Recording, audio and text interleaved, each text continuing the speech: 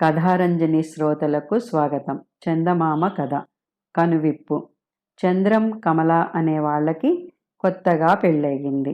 మొదటి నుంచి వారి మధ్య సఖ్యత లేదు. ఎప్పుడూ తగవులే వారికి కాలక్షేపం. వాళ్ళ తగవులకు కారణాలు చాలా స్వల్పమైనవి. ప్రతి స్వల్ప విషయానికి ఇలా పోట్లాడుకోవద్దని ఇరుగు పొరుగు వాళ్ళు వాళ్లకు ఎంతో నచ్చచెప్ప చూశారు. కానీ లాభం లేకపోయింది. కొంతకాలానికి వాళ్లకు ఒక కొడుకు పుట్టాడు. వాడికి రామం అని పేరు పెట్టారు. రామం అంటే ఇద్దరికీ పంచప్రాణాలు. రామం పెరిగి పెద్ద అవుతున్న కొద్దీ తన తల్లిదండ్రులు చీటికి మాటికి తగవులాడుకోవడం వాడికి నచ్చలేదు. వాళ్ళ తగవుల గురించి చెప్పుకొని ఊళ్ళో వాళ్ళు నవ్వుకోవడం చూసి వాడు సహించలేకపోయాడు. ఎంత ఆలోచించినా వాళ్ళని ఏ విధంగా మార్చాలో పసివాడైన రామంకి తెలియలేదు. 12 ఏళ్ల వయసులో వాడికి ఇదొక తీరని పెద్ద సమస్యగా మారింది. వాడు చదువు కోసం బడికి వెళ్ళినా అక్కడ కూడా ఈ విషయమే ఆలోచిస్తూ ఉండేవాడు.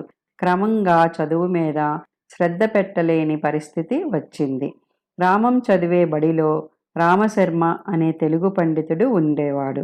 ఆయనకు చదువుకునే పిల్లలంటే చాలా ఇష్టం. ఒకరోజు బడి సమయం ముగిసిన తర్వాత రామశర్మ రామంతో ఒంటరిగా మాట్లాడాడు. రామం, నువ్వు బాగా చదువుతావు, కానీ ఎందుకో ఈ మధ్యకాలంలో చాలా విచారంగా కనిపిస్తున్నావు అని ప్రేమగా అడిగాడు. ఏం చెప్పమంటారు? నాకు ఇంటికి వెళ్ళాలంటేనే భయమేస్తుంది. అమ్మా నాన్న ఎప్పుడూ తగవులాడుకుంటారు అని చెప్పాడు. రామశర్మ తండ్రి కృష్ణశర్మ ఆ ఊళ్ళో పేరు మోసిన వైద్యుడు. ఆయనకు మానసిక వైద్యం కూడా తెలుసు. రామశర్మ రామంని తన ఇంటికి తీసుకువెళ్ళి తన తండ్రికి చూపించి అతడి సమస్య వివరించాడు. కృష్ణశర్మ రామంని అనునయించి, రామం, ఏం పర్వాలేదు, ఇంటికి వెళ్ళి ఇప్పటి నుంచి నేను చెప్పినట్టు చెయ్యి అని ఏదో చెప్పి పంపించాడు.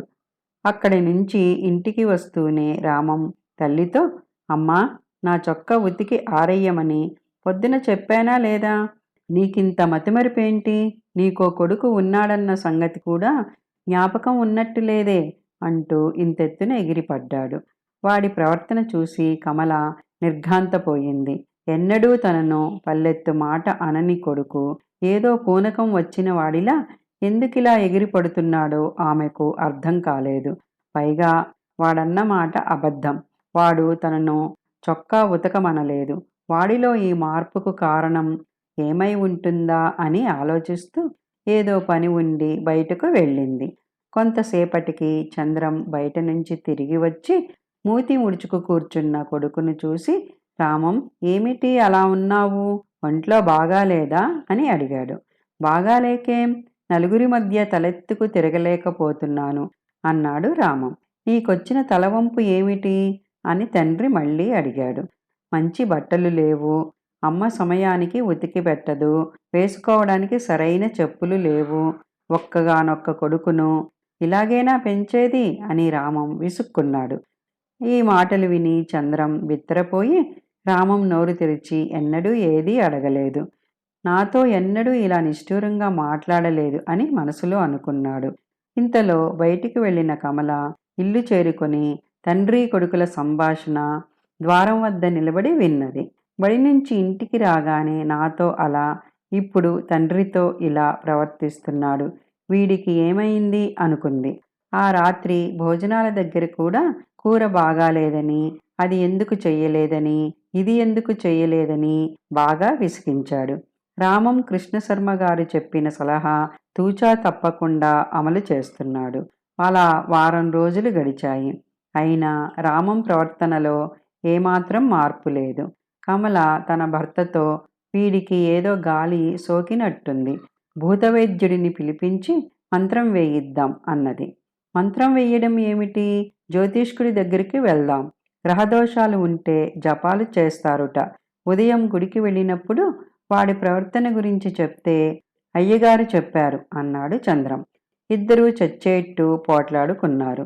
వాళ్లను చాలాసేపు పోట్లాడుకోనిచ్చి రామం, అమ్మా, నాన్న, కాసేపు మీ తగవులాపి నేను చెప్పేది వినండి.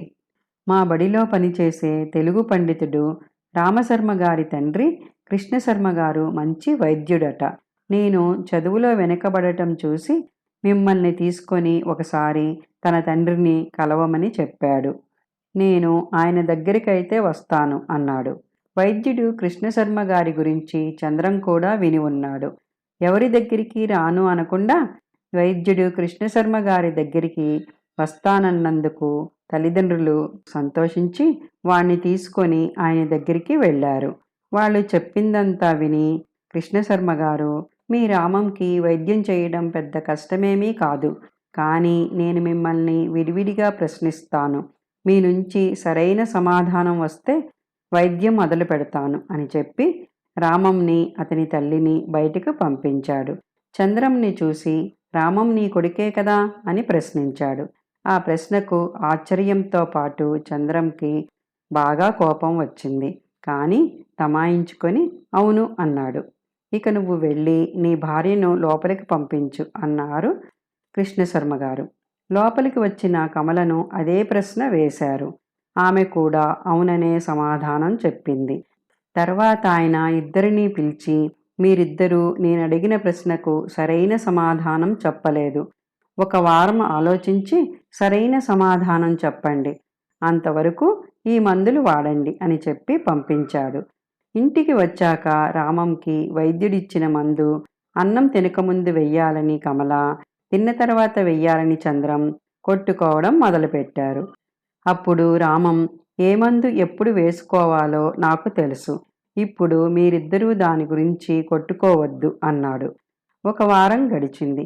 దంపతులిద్దరూ కృష్ణశర్మ గారి దగ్గరికి వచ్చారు.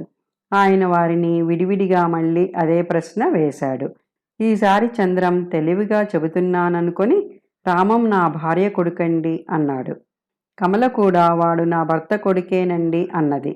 ఈసారి కూడా కృష్ణశర్మ గారు చిరునవ్వు నవ్వి, మీరిద్దరూ సరైన సమాధానం చెప్పలేదు.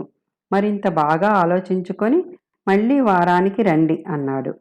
ఇంటికి వచ్చాక చంద్రం భార్యతో, రామం నా కొడుకని ఇద్దరం ఒకే సమాధానం చెప్దాం అన్నాడు. అప్పుడు కమల కోపంగా, ఏం వాడు నీ ఒక్కడికే కొడుకా? నేను వాడిని కడుపులో మోశాను. వాడు బట్టలు ఖరాబు చేస్తే విసుక్కోకుండా ఉతికాను. అన్నం తిననని మొండికేస్తే బుజ్జగించి అన్నం పెట్టాను. జ్వరం వస్తే ఎన్నో రాత్రులు నిద్రపోకుండా మేలుకొని కంటికి రెప్పలా కాపాడాను. ఇప్పుడు వాడు నా కొడుకని చెప్తే నీ సొమ్మేం పోయింది అన్నది. ఇలా వారం రోజులు వారిద్దరూ తగువులాడుకున్నారు. వారం చివరి రోజున చంద్రం కమల ఇద్దరూ కలిసి సంప్రదించుకొని వైద్యుడికి ఏం సమాధానం చెప్పాలో ముందే ఒక నిర్ణయానికి వచ్చారు. వాళ్ళిద్దరూ వైద్యుడి దగ్గరికి వెళ్ళి, మేమిద్దరం బాగా సంప్రదించుకొని వచ్చాం. రామం మా ఇద్దరి ముద్దు బిడ్డ అని ఆయన ప్రశ్నకు ఇద్దరూ కలిసి ఒకేసారి సమాధానం చెప్పారు. కృష్ణశర్మ గారు మనస్ఫూర్తిగా నవ్వి, ఇన్నాళ్లకు మీకు పట్టిన దయ్యం వదిలింది.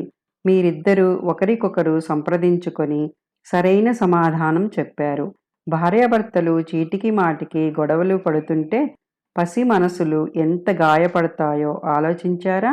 అసలు సమస్య తెలుసుకోకుండా భూతవైద్యుల చుట్టూ, జ్యోతిష్కుల చుట్టూ తిరిగితే మీ డబ్బు వృధా కావడమే కాకుండా వచ్చిన అవకాశాన్ని వాడుకొని వాళ్ళు ధనవంతులు అవుతారు. అదృష్టం బాగుండి రామం ముందుగా నన్ను కలిసి వాడి సమస్య అంతా చెప్పాడు. వాడికి ఎలాంటి రోగం లేదు. వాడికి ఇచ్చిన మందులు బలం కోసం. రామం చాలా తెలివైన విద్యార్థి. చదువులో బాగా రాణిస్తాడు. ఇకనైనా మీరిద్దరూ కలిసి సంప్రదించుకొని ఒకే నిర్ణయాలు తీసుకొని ప్రశాంతంగా జీవించండి అని చెప్పాడు. చంద్రం కమలలు ఆలోచనలో పడ్డారు. వాళ్ళిద్దరూ కలహించుకొని పసివాడి మనసును బాధ పెట్టినందుకు ఎంతో సిగ్గుపడ్డారు. ఇద్దరూ రామంని దగ్గరికి తీసుకొని, రామం, మేము తగువులాడుకొని నిన్ను చాలా బాధ పెడుతున్నామనుకోలేదు. ఇక నుంచి మన ముగ్గురి నిర్ణయం ఒకటే అన్నారు. ఇప్పుడు రామం బాగా చదువుకుంటున్నాడు. ఇదండి ఈనాటి చందమామ కథ. తల్లిదండ్రుల కలహాలతో బాధపడే పసివాళ్ళు మన చుట్టూ చాలామంది ఉన్నారు. చిన్న చిన్న కారణాలతో విడాకులు తీసుకొని విడిపోతే పిల్లలు ఏమవుతారోనని ఆలోచించడం లేదు. అలాంటి తల్లిదండ్రులకు ఈ కథ కనువిప్పు కలిగిస్తుందని ఆశిద్దాం. ప్రియ శ్రోతలు, ఈ కథ మీకు నచ్చితే లైక్ చేయండి, మీ మిత్రులకు షేర్ చేయండి. ధన్యవాదాలు.